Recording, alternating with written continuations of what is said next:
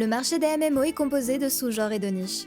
Que vous soyez plutôt un explorateur, un chasseur ou un passionné de récits, votre MMO préféré ne sera sûrement pas le même que celui de votre meilleur ami. Et c'est en acceptant qu'il ne plaira peut-être pas à tous les joueurs que le développement d'Albion a débuté et s'est engouffré dans la niche des MMO Sandbox axé PVP.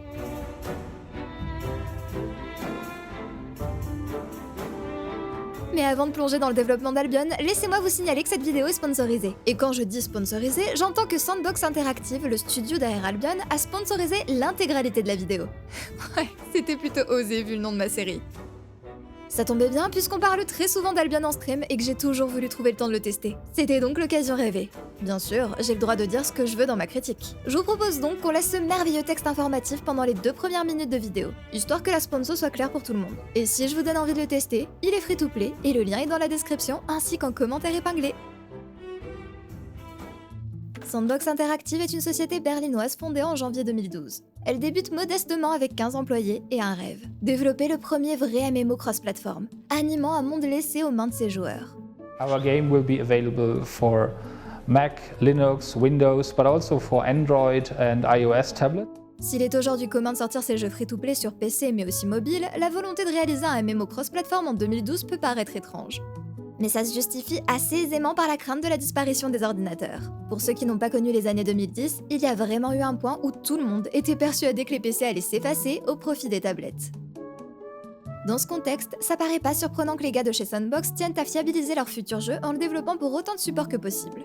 De la création de leur site en 2013, on retrouve 3 axes centraux. La personnalisation des avatars, l'économie gérée par les joueurs et les guerres de territoire PVP. Côté personnalisation, on insiste sur l'absence de classe. Et là, ils disent quelque chose qui me parle. Tu veux être un magicien vêtu d'une robe ainsi que d'une épée et d'un bouclier? Est-ce que ça veut dire que je peux jouer heal tout en revêtant une cotte de maille ou même une armure en cuir-canon? Vous dites que je ne suis plus maudite à porter des robes informes? On évoque un système de compétences crafté dans l'équipement et une absence de niveau. We decided against having character levels or experience points. Ok alors. J'écris ça sans jamais avoir encore lancé ou vu le système de progression sur Albion, puisque forcément, il faut qu'il y en ait un. Donc, je suis curieuse de voir à quoi ressemble un MMO sans niveau. J'imagine qu'il y a au moins un niveau de compétence, d'artisanat ou quelque chose du style. On verra bien. Pour l'économie, la société affirme qu'elle ne vendra rien aux joueurs. Tout sera obtenable via de la récolte ou de l'échange entre joueurs. Si vous avez déjà entendu parler d'Albion, on vous l'a sûrement déjà présenté sous son genre de MMO indé sandbox. Le jeu est un réel sandbox où tout est géré par les joueurs eux-mêmes. L'économie repose entièrement sur la fabrication d'objets par les joueurs et leur vente sur les marchés. Presque toutes les stations de fabrication sont également construites et entretenues par les joueurs. Et même la nourriture et les autres consommables du jeu sont initialement récoltés. Résultat, tout en Albion est véritablement interconnecté.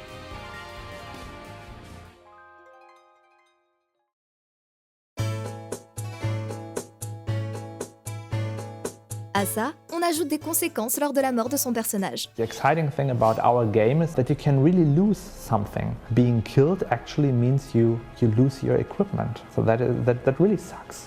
Whenever you die, you can be looted by anyone who's looting your corpse or your body. So you can lose everything you have with you when you're getting into much risk.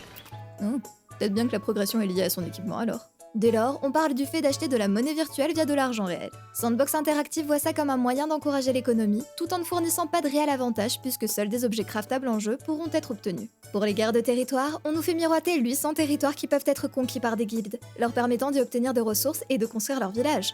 En août 2013, un premier article paraît sur mmorpg.com, pour présenter le titre, suivi d'une vidéo en octobre.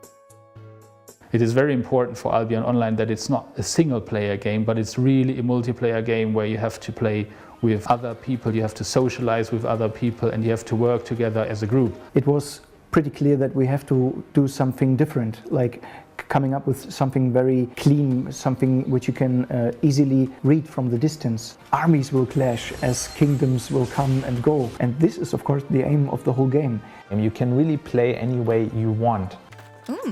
Promis, j'ai pas triché. À voir comment ils associent ça avec la pénalité de mort parce que je le vivrais un peu mal si une seule mauvaise rencontre ruinait des centaines d'heures de craft. Comme vous l'aurez remarqué, des extraits de jeu sont déjà inclus dans les interviews et dès décembre, on parle d'une alpha. Le développement progresse et les développeurs partagent petit à petit des systèmes d'Albion, tels que le panneau du destin. C'est un gigantesque tableau à embranchement servant d'arbre de compétences et représentant la progression du personnage dans l'univers. On prévoit de récompenser les joueurs en leur offrant des passifs ou encore des recettes en fonction des objectifs qu'ils complètent tout en restant liés à la voie qu'ils auront choisie pour leur avatar. Nouvelle alpha le 24 mars et cette fois-ci on a le droit à des vidéos jugeant du titre. Personnellement, j'aime bien voir le chemin parcouru par mes jeux et ce à quoi ils ressemblaient dans leurs premières itérations. Tout d'abord, l'écran de création de personnages laisse présager de multiples races à venir, s'inscrivant dans la DA d'un jeu de rôle fantaisiste. Et voici ce à quoi ressemblait la zone de départ avec une ode d'un réalisme à couper le souffle. From what I know, Albion Online is free to play. They are not selling items to the players. I don't believe there's going to be a microtransaction or in-game shop. Items and resources can only be found, crafted, or bought from other players. Okay, this is kind of our skills. Let's craft. Here we go. That's awesome. Being able to pick the back end of it is nice. A lot of times, you'll get armor that has predefined rule sets, but the fact that we're able to kind of pick a piece of armor, or I'm guessing probably weapons as well, it's going to be pretty cool. You're going to really be able to customize. En août 2014, les packs de fondateurs sont révélés. Les prix vont de 30 à 100 $, donnant accès aux différentes alphas et bêtas à venir, des jours de premium, des cosmétiques ou encore des montures. Puisque oui, on l'a pas encore abordé, mais si Albion se veut free-to-play, il compte amortir ses coûts via un abonnement nommé Premium. Ce statut promet alors plus d'argent droppé par les ennemis, une progression plus rapide dans le panneau du destin, une vitesse de récolte augmentée et d'autres avantages à venir. Ceux qui passent du temps sur Steam se souviennent peut-être de Steam Greenlight. À l'époque, le site était bien plus modéré et une façon de s'y faire publier était de passer par ce système de vote. Eh bien, fin 2014, Albion y est greenlighté. Un aspect plutôt cool avec le développement d'Albion, c'est que beaucoup d'alphas ont été organisés et que le retour des guildes a été pris en compte pour façonner le jeu final. À l'issue des alphas de 2014 par exemple, une roadmap est publiée avec pour objectif de modifier plus de 170 features en jeu, afin de s'aligner à la vision des joueurs pour Albion. Les alphas de 2015 amènent leur mise à jour et l'interface d'Albion prend petit à petit forme. Les développeurs tiennent aussi à rassurer les joueurs en mettant en place des systèmes pour dissuader la chasse groupée en PvP. Et maintenant, un peu de chiffres, parce que je sais que vous adorez ça. Non ? Pas grave, parce que moi si. En novembre 2015, le PDG de Sandbox Interactive, Stéphane... Pour éviter d'écorcher un nom de plus, on va juste l'appeler Stéphane. Donc, Stéphane organise une session de questions-réponses sur Reddit. Il y révèle que sans avoir eu recours à une campagne Kickstarter, Albion a réussi à enregistrer 250 000 joueurs. 35 000 ont fondé le jeu via les packs et 2,5 millions de $ ont été obtenus via du crowdfunding. Ce jour marque l'ouverture de la bêta fermée et Stéphane révèle une certaine prise d'inspiration de jeux tels qu'Eve, Ultima, Dark Age of Camelot et même League of Legends. Ah oui, parce que les gars voulaient tellement s'approcher du modèle dev qu'ils ont recruté un gars qui avait bossé sur Eve. So Matt, you joined Sandbox Interactive only a few weeks ago after many years at CCP, the makers of EVE Online. And what will be your role at Sandbox Interactive? So I'm working at Sandbox as a game designer, kind of what my background is, to make sure that Albion Online is the best game we can possibly make it. Stéphane justifie ensuite le développement d'un nouveau MMO. Nous avions le sentiment d'un manque d'innovation sur le marché des MMO. Ces dernières années, de nombreux MMO ont pris peu de risques en tentant de copier le succès des géants du MMO. Nous savons tous de qui je parle. Avec Albion Online, nous souhaitons emprunter une voie différente. Des joueurs interrogent alors sur le modèle économique et Stéphane fait un parallèle avec Eve tout en insistant sur la volonté de rendre le jeu accessible à tous. C'est pour ça que le modèle à abonnement a été rejeté et que le système de compte premium est privilégié. Une autre intervention que j'aime bien, c'est lorsqu'un joueur demande comment est-ce que l'équipe compte empêcher le déclin du nombre de joueurs. Stéphane répond que contrairement à d'autres MMO qui comptent sur leur mise à jour pour maintenir de l'intérêt, Albion étant centré sur ses joueurs, leurs interactions les gardent investis. C'est donc le drama qui pérennise le titre. Belle vision des MMO, Stéphane. Je finirai sur ce développeur en devenir qui demande comment s'est déroulé le développement d'un aussi gros projet et quelles étaient les difficultés. Ce à quoi Stéphane répond. Bonne question. Je pense que c'était vraiment stupide de se lancer sur ce projet. La sagesse à l'état pur, ce Stéphane. À la fin de cette bêta, on dénombre à présent 60 000 backers. Autre élément notable, Albion fait publier un roman basé sur l'univers du jeu et les joueurs l'ayant déjà arpenté. Fin 2015, une nouvelle roadmap est révélée et au passage, on apprend qu'Albion ne sera finalement pas free-to-play. Sandbox Interactive insiste sur les échecs des jeux à abonnement ces dernières années. Mais Albion basant son économie sur ses joueurs, il est aussi hors de question de le rendre pay-to-win. Le modèle avec le statut premium et l'achat de cosmétiques semble alors adéquat, couplé à un jeu free-to-play. Mais de dire de Sandbox et des retours de leurs 70 000 backers, investir dans le développement d'une carte permettant d'accueillir tant de monde serait trop coûteux. Parce que, je crois pas l'avoir encore précisé, mais Albion compte n'avoir qu'un seul monde de jeu, et donc un seul serveur pour réunir tous les joueurs. À ça, on ajoute le souci des bots et des revendeurs d'or qu'il serait bien plus simple de contenir via un jeu pay-to-play. Donc, ouais, un peu ironique, mais à les lire, on croit comprendre que les backers sont à présent si nombreux qu'il est nécessaire de limiter l'accès à ceux qui n'ont pas payé pour que les backers aient droit à une expérience fluide.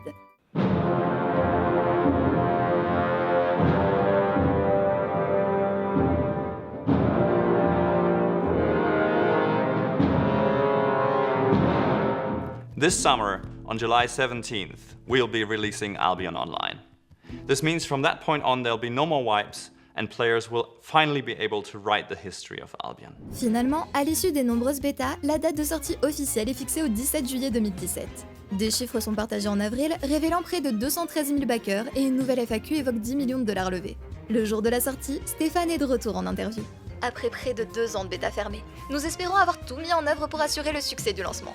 Croisons les doigts. L'équipe est à présent composée de 50 employés et tous sont là pour faire vivre Albion. Sandbox Interactive ne prévoit pas de développer un quelconque autre jeu.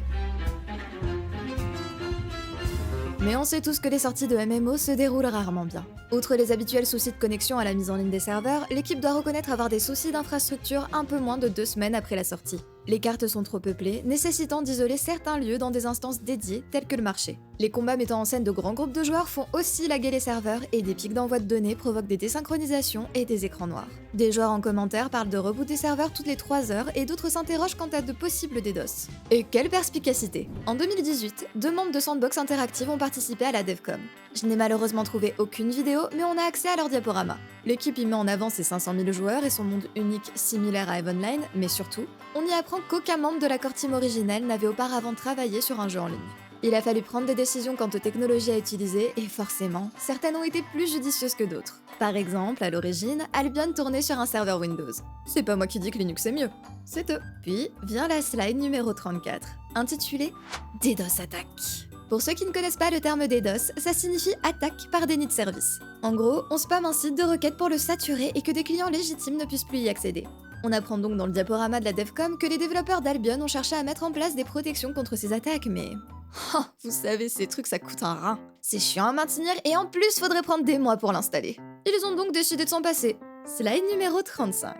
On s'est fait blackmail et attaquer. 4 semaines, 60 gigabits par seconde. Des nuits sans sommeil, une communauté énervée. Tenter de passer par un premier fournisseur. Pas cher, parfois c'est trop peu cher. Puis on a eu de l'aide. Onéreuse. On aurait dû faire ça plus tôt.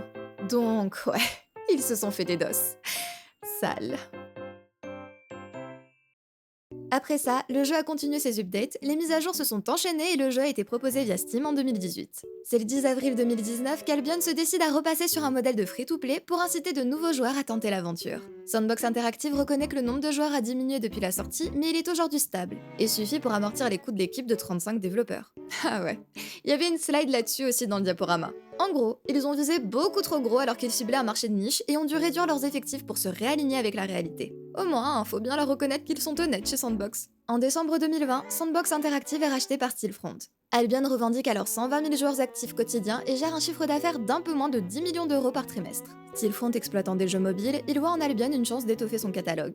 Après tout, la version mobile du jeu doit être lancée en 2021. Tout ceci ne refroidit absolument pas les joueurs, puisqu'en mars 2021, on compte en moyenne 140 000 joueurs actifs quotidiennement sur le titre. Novembre 2022, le prix des abonnements premium augmente. On passe de 12 à 15 $ par mois. Puis en février 2023, un second serveur apparaît, nommé East et destiné aux joueurs asiatiques. Que jouer tous ensemble dans un même monde unique, c'est cool, mais jouer avec moins de 500 de ping, c'est mieux. Et au passage, ça permet aux joueurs qui le souhaitent de recommencer un personnage sur des serveurs neufs et de revivre la hype des premières semaines. Le lancement semble plutôt bien se dérouler, puisqu'en avril, on enregistre 300 000 joueurs actifs en moyenne. Continuez à chiffrer et partager Sandbox, j'adore ça.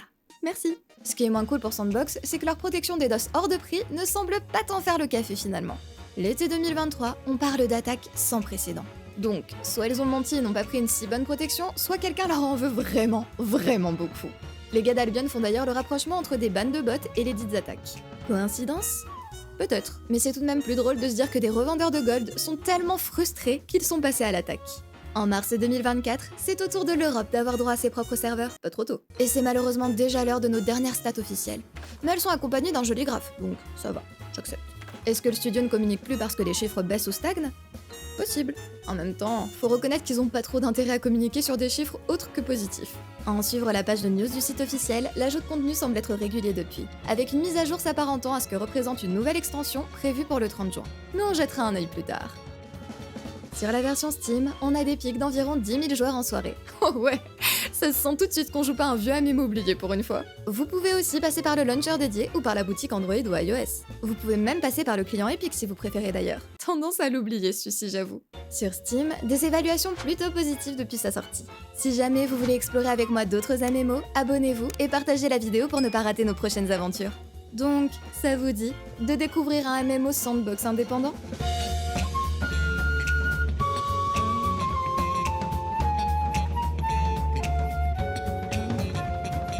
Attention, les joueurs et ex-joueurs d'Albion Online, ça va être à vous. Je ne vais faire qu'explorer les premières heures de jeu en totale découverte, donc je vous laisse vendre le reste du contenu. À vous de présenter les moments les plus emblématiques que vous avez vécus, vos meilleures anecdotes, les bons conseils que vous auriez aimé avoir à vos débuts et les trucs chiants à éviter. Ou pourquoi ne pas laisser votre vieux nom de personnage et celui de votre guilde. Le monde des MMO est parfois étonnamment petit. Lancer Albion depuis Steam vous ouvrira son launcher.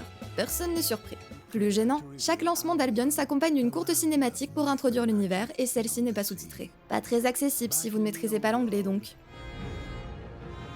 Ignorez Chococo, c'était pour tester un truc. Et créons un autre personnage. Ah ouais, vous vous souvenez des différentes races à venir au cours des alphas ?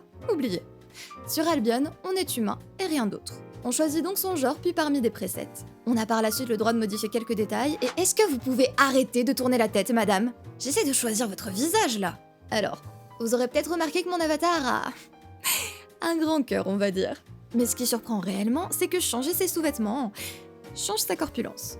Un peu déroutant quand on s'en rend compte, et j'avoue que je comprenais pas trop pourquoi ça rentrait dans la catégorie accessoire. Après y avoir joué, je crois bien que chaque tenue a son propre type de corps. Genre, c'est pas les vêtements qui sont adaptés à votre physique. C'est votre physique qui change de modèle en fonction des fringues que vous enfilez. Concept. Le personnage créé, on est invité à accéder au monde, mais on peut choisir de jouer ou non le didacticiel. Je suis noob, donc bien sûr que je vais suivre ton tuto le jeu. Nous voici donc plongés dans le monde d'Albion.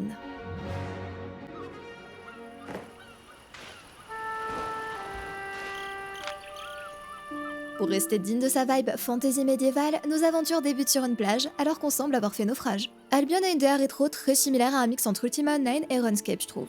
On a une caméra bloquée en vue du dessus et un style de modèle très simplifié. C'est certainement un choix pris pour que le jeu puisse être porté sur autant de supports que possible, mais en vrai, ça lui donne un certain charme.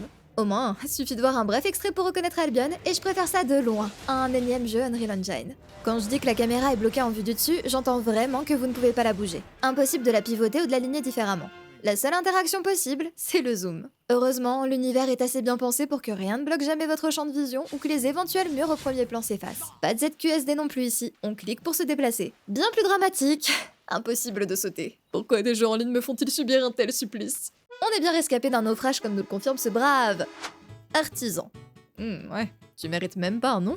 Dur. Artisan nous enjoint donc à fabriquer une épée pour être en mesure de se défendre face aux hérétiques. Tel un joueur de Minecraft chevronné, je m'empresse donc de détruire des rochers et des arbres à main nue. Une fois les précieuses ressources réunies, parler au forgeron me permet de crafter ma première épée. Bah ouais, c'est pas parce qu'on est 5 à avoir survécu à une attaque avec 2 pauvres gars en sous-vêtements et un autre ayant le bras cassé qu'on ne peut pas prendre le temps de fabriquer une forge d'appoint. Les priorités quoi. Sur Albion, on passe toujours par des ateliers et donc des artisans pour ces crafts. Mais dans les faits, on est bien le créateur de l'objet. Admirez-moi cette magnifique épée niveau 1 avec mon nom de gravé dessus. On a cité plutôt la volonté de crafter les compétences dans le stuff. Si c'était vrai au cours des premières itérations, maintenant, Albion fonctionne un peu différemment. Comme vous pouvez le voir, il faut que je choisisse un sort pour mon arme. Plus vous fabriquez de bonnes pièces d'équipement, plus votre choix est varié. Ça vaut pour les armes, mais aussi pour les armures. Et très agréable, ces sorts peuvent être modifiés à la volée quand on le souhaite. Ça veut dire que je peux débuter un donjon en équipant une AOE pour venir à bout rapidement des ennemis, puis une fois devant la salle de boss, passer sur une attaque à cible unique pour concentrer mes dégâts. Un changement de sort entraîne un cooldown de toutes les compétences pour que ce soit pas utilisable en PvP. Sur un autre registre, Albion est intégralement traduit en français et j'ai pas trouvé à redire, à part pour l'utilisation de quelques variables. C'est visible sur ma première épée avec cette description. Faites tournoyer votre épée dans un 6 mètres rayon de autour de vous. La tournure me laisse penser qu'ils ont tout un tas de termes traduits et stockés dans des variables et que pour les descriptions de compétences, ils appellent les variables qui vont bien, sauf que d'une langue à une autre, ça peut faire des couacs. Mais rien d'incompréhensible du coup. Pour achever ma très longue observation de cette épée niveau 1, on remarquera qu'Albion, tournant autour du crabe, chaque objet indique dans ses détails quelles ressources sont nécessaires à sa fabrication. Enfin équipé, il est l'heure de tataner de l'hérétique. Un simple clic gauche sur une cible suffit à engager l'auto-attaque. Et comme nos habituelles touches de déplacement sont libres, nos compétences y sont mappées. Ouais, toujours Team QWERTY ici. On fait partie de l'élite où on se contente de l'observer avec envie, que voulez-vous. Dès les 3 ennemis oxy, j'ai droit à un jingle et une popine m'indiquant que j'ai atteint une maîtrise. Quelle maîtrise ?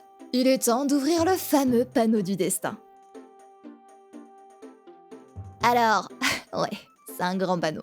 L'idée, c'est que plus vous vous éloignez du centre et plus vous vous spécialisez. Vous allez donc par exemple commencer à suivre la branche du combat, qui va ensuite se scinder pour partir par exemple sur le combat au corps à corps, qui elle-même va se scinder pour proposer des épées ou des dagues.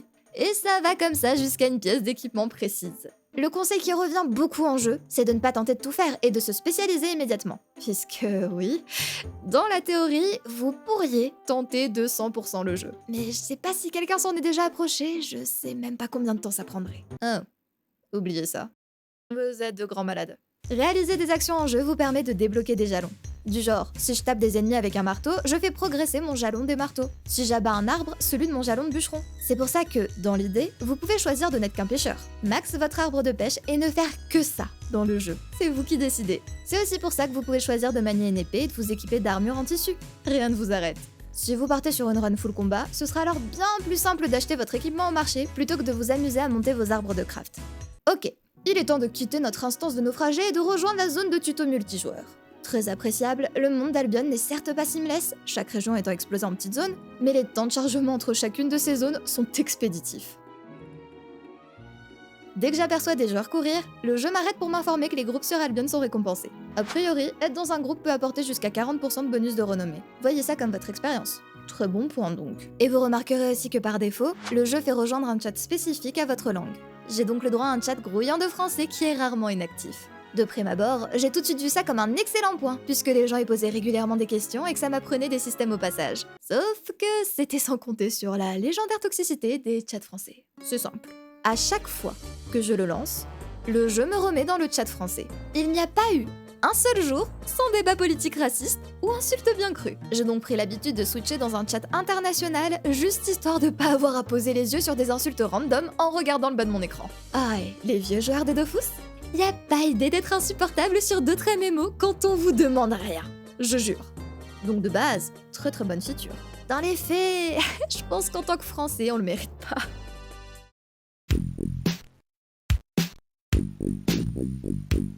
Exploser du caillou via la force de ses poings, c'est un exploit. Mais utiliser des outils, ça évite les taches de sang. A noter que de ce côté, Albion est un peu traître. Vous craftez vos outils, ils apparaissent comme de l'équipement basique dans votre inventaire et vous pouvez l'équiper à la place de votre arme, mais ça ne sert à rien.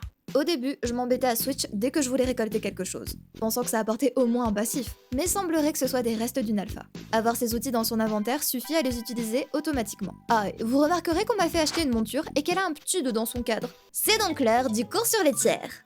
Sur Albion, la puissance est reflétée par le tiers de votre équipement. Attention, ça va être très dur à suivre, donc je vous demande toute votre attention. On débute par du tiers 1, puis on crafte du tiers 2, qui est meilleur que le tiers 1. Et devinez ce qui est meilleur que du tiers 2 ? Oh mais non, faut suivre, on n'est pas sur du gacha. Pas du SSR, mais du tiers 3, voyons.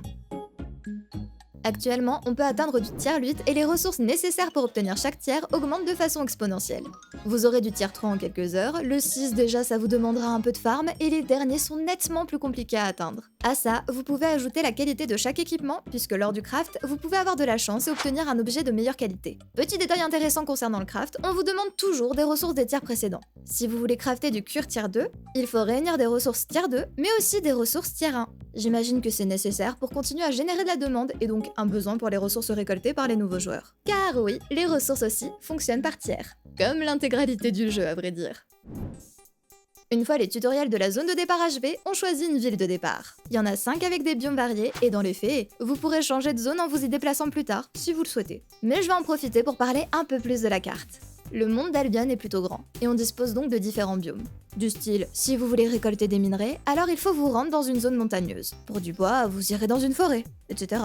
Mais chacune de ces zones a une couleur et un tiers de ressources. On a les zones bleues où le PVP est interdit. Les zones jaunes qualifiées de zones sans trop de danger, mais avec peu de récompenses en retour. Ici, le PVP est autorisé, mais en cas de mort, vous ne perdez pas votre équipement. Pour pouvoir attaquer d'autres joueurs, il faut se flag en PVP et le nombre de joueurs PVP dans votre instance est indiqué en bas de la carte. De plus, si un groupe de joueurs PVP se déplace ensemble, leur position est représentée par un cercle rouge sur la minimap. On a ensuite les zones rouges qui sont les fameuses zones full loot.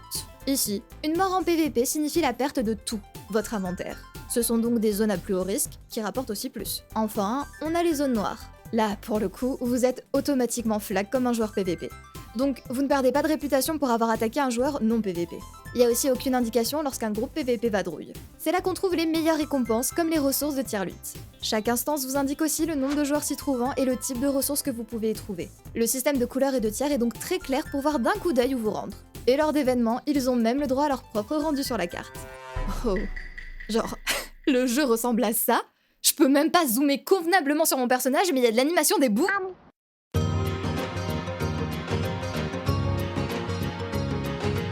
Comme je suis très originale, je décide de faire du biome de forêt mon point de départ. Ici, on vit le RP médiéval fantastique à fond. À peine débarqué, le jeu m'informe que j'ai droit à 3 jours de premium. Le fameux statut qui offre des avantages en jeu. C'est clairement pour vous donner un avant-goût de la rapidité à laquelle vous pourriez aller si vous vous abonnez. Et notez bien cette ligne du tuto. Cela va de la progression en jeu plus rapide à un rendement plus élevé des récompenses. En plus de la possibilité d'utiliser certaines fonctionnalités qui ne sont pas disponibles pour les joueurs n'étant pas premium. Pendant ma session de test, la seule fonctionnalité qui m'a clairement été refusée parce que faisons partie de la plèbe pas assez premium, ce sont les îles. Les îles, c'est la partie housing et le jeu de ferme d'Albion de ce que j'en comprends. Vous achetez votre lopin de terre et pouvez y faire pousser des ressources. A noter que certaines ressources ne sont craftables que via les îles. Donc sans elles, vous devrez acheter les ressources qu'il vous manque aux autres joueurs. Il y a aussi le système de focalisation qui dépend de votre statut premium. En gros, c'est des points que vous pouvez utiliser pour avoir un meilleur rendement lorsque vous craftez. Mais bon, c'est le genre de choses qu'on est en mesure d'évaluer qu'après des mois de jeu. Donc, je vous pose directement la question, les joueurs d'Albion. Est-ce que le premium est vraiment essentiel pour avoir une bonne expérience de jeu ? De mon ressenti, tant qu'on ne souhaite pas explicitement du contenu réservé comme la ferme, on peut s'en passer à condition d'accepter que tout sera plus lent. Néanmoins, si on pouvait éviter le mail de fin de premium envoyé dans la foulée alors que j'ai rien demandé Sandbox, j'apprécierais.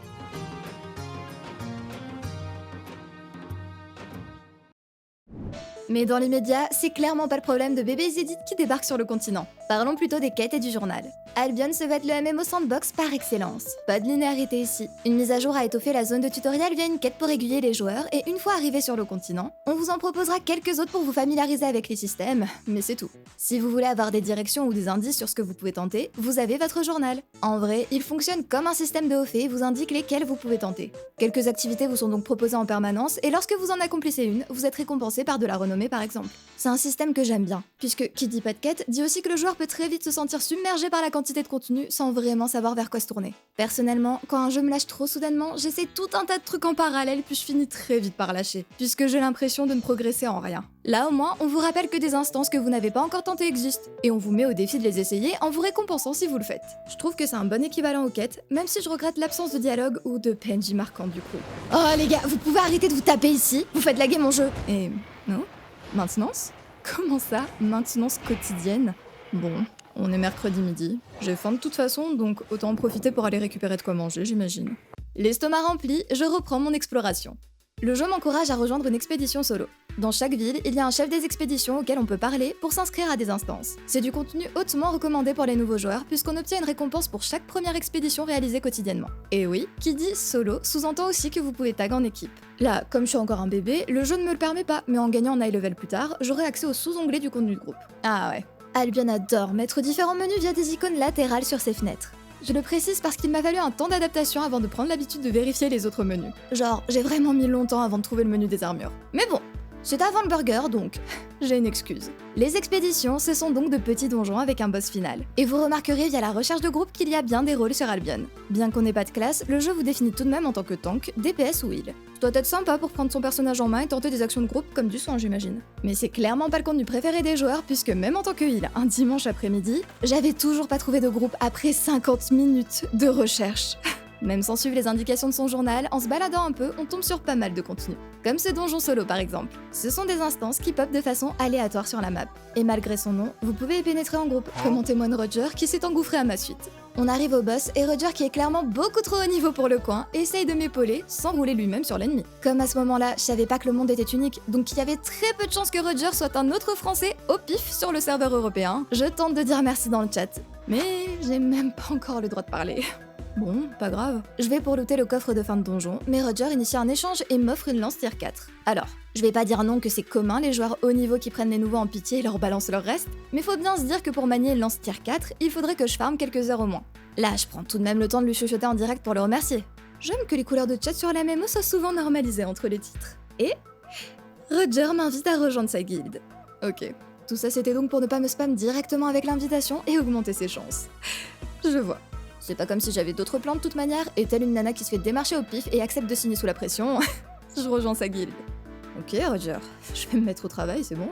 Enfin, je le ferai dès que j'aurai trouvé comment quitter cette caverne. Ce qui est pas clair et que le jeu vous dit pas, c'est que lorsque vous pénétrez dans une instance, la touche assignée à votre monture est remplacée par un raccourci pour sortir. J'aurais bien aimé que le jeu me le broadcast avant d'avoir à googler et faire la moitié du chemin retour à pied.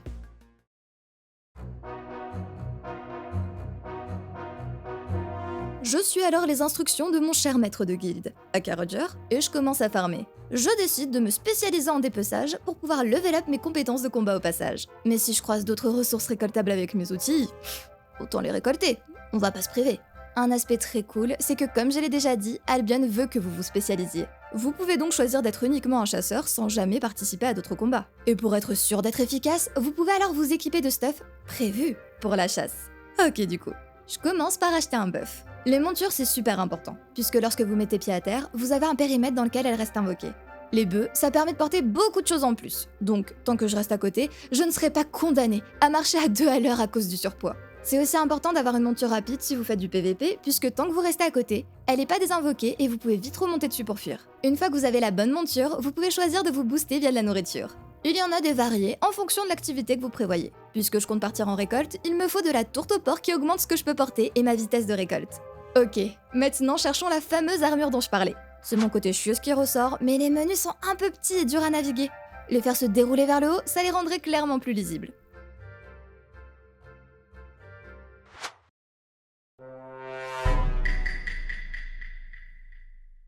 Alors, va falloir qu'on ait une discussion, les joueurs d'Albion. Je me doute que c'est un délire du type « élevage d'animaux à la ferme », mais tout de même. Je rappelle qu'Albion est pas mal centré sur du PVP full loot, et qu'il est donc considéré comme normal d'avoir à régulièrement racheter son équipement. Pour simplifier ça, le jeu intègre un système de pactage. Vous créez vos sets, ce qui vous permet déjà de passer de l'un à l'autre facilement sans avoir à redéfinir tous vos sorts en plus, mais aussi et surtout, ça vous permet de racheter tout votre set d'un clic. Et sérieusement ? Il y a vraiment des maintenances d'une durée indéterminée tous les midis ? Bon, je vais en profiter pour aller faire un cheesecake alors. Ok, les serveurs sont de retour. Va pas falloir que j'enchaîne les midis sur ce jeu ou je vais devoir me mettre au régime sérieux. Voyons un peu ce que le jeu a à proposer quand on se promène. Mon instance préférée, c'est les brumes. En vous baladant, vous pouvez croiser des feux follets. Si vous les suivez, elles ouvrent un portail vers les brumes. De là, vous êtes phasé dans une zone où vous pouvez récolter ou tuer des ennemis. Super cool, on peut aussi récolter sur les ennemis tués. Quand vous croisez d'autres joueurs dans les brumes, ils apparaissent sous le nom d'étrangers mystérieux, et depuis les brumes, il y a tout un tas d'autres portails vers des zones plus dangereuses. Sinon, vous avez aussi des portes des enfers qui se vendent comme du contenu 2v2. Donc, j'ai préféré faire comme si je l'avais pas vu, hein. Tout comme les donjons solo, des donjons de groupe peuvent apparaître. Mais plus intéressant, on a aussi des donjons corrompus.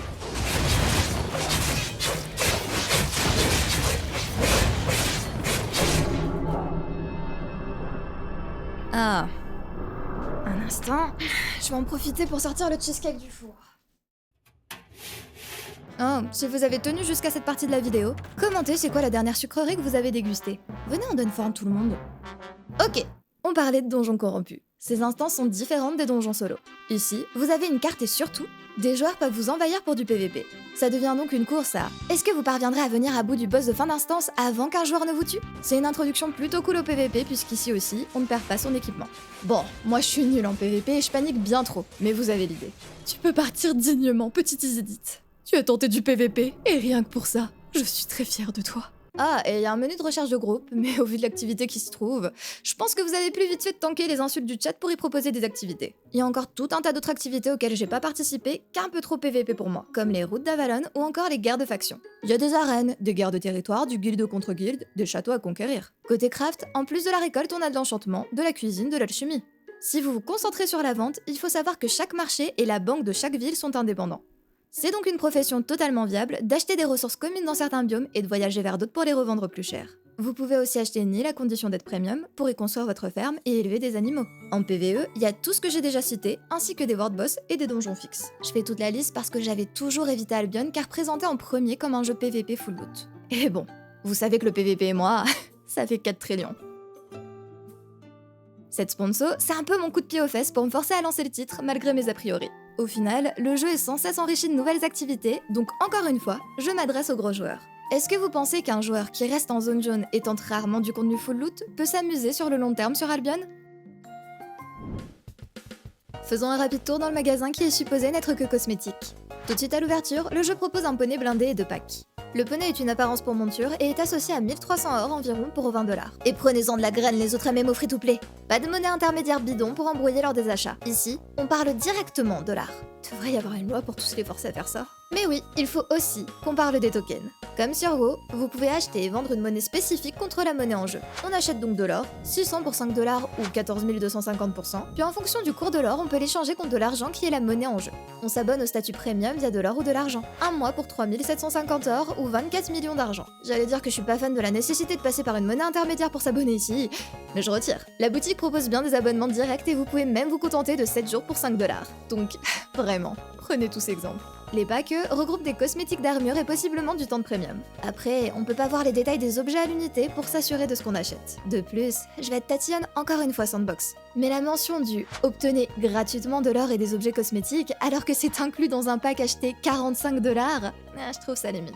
Mais je vous mets juste un petit mot dans le carnet pour la prochaine fois parce que sinon, tout est très propre. Que je vous y reprenne plus, mes créants. Sinon, comme il l'avait promis, tous les autres objets sont exclusivement cosmétiques. Vous pouvez donc acheter de l'équipement via un échange d'or, mais il faudra tout de même farmer pour avoir le niveau pour l'équiper. Utiliser le premium accélérera juste la chose.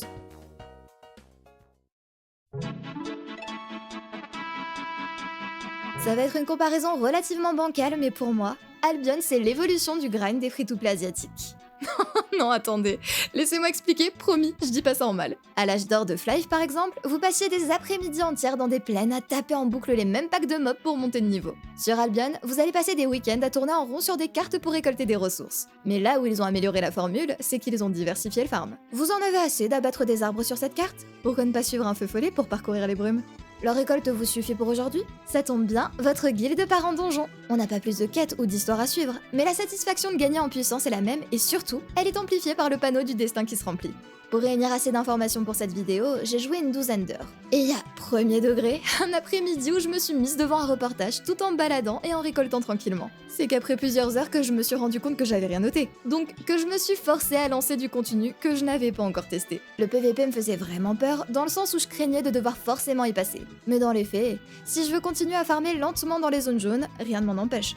De plus, comme l'inventaire est perdu en cas de full loot mais pas l'argent, il est assez simple de se racheter régulièrement de l'équipement mid pour partir en PVP l'esprit tranquille. Le jeu le conseille même fortement. Et si comme moi, vous n'avez jamais vraiment osé vous lancer dans du PVP, Albion tente de vous faire mettre un pied dedans sans jamais trop vous punir, du mieux qu'il le peut. Vous avez tout un tas d'instances où le PVP ne vous fait rien perdre et vous assomme juste. La mise à jour qui arrive ajoute d'ailleurs une couche dans ce sens. Elle promet de vous grouper plus facilement contre des joueurs de votre niveau ou de participer à du PVP où seul votre inventaire est mis en jeu, et non pas ce que vous avez d'équipé. D'ailleurs, j'avais mal lu le brief et compris que tout ça était déjà disponible. Donc il y a premier degré un après-midi où je me suis mise en tête d'utiliser ce système pour tenter du PVP, jusqu'à enregistrer ma première victoire. Oh là là, vraiment dommage que j'ai enregistré tout ça 2 semaines avant la mise à jour, dis donc.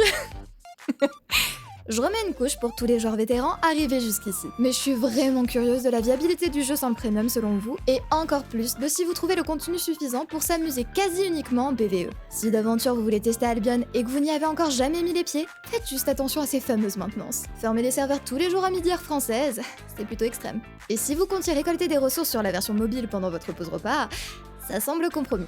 Autre point d'intérêt que j'ai relevé, beaucoup de joueurs parlent d'Albion comme un mini EVE Online. Est-ce que ça signifie qu'après quelques semaines en ligne, je serai finalement prête à tenter l'aventure EVE Online? Une prochaine fois. Une prochaine fois.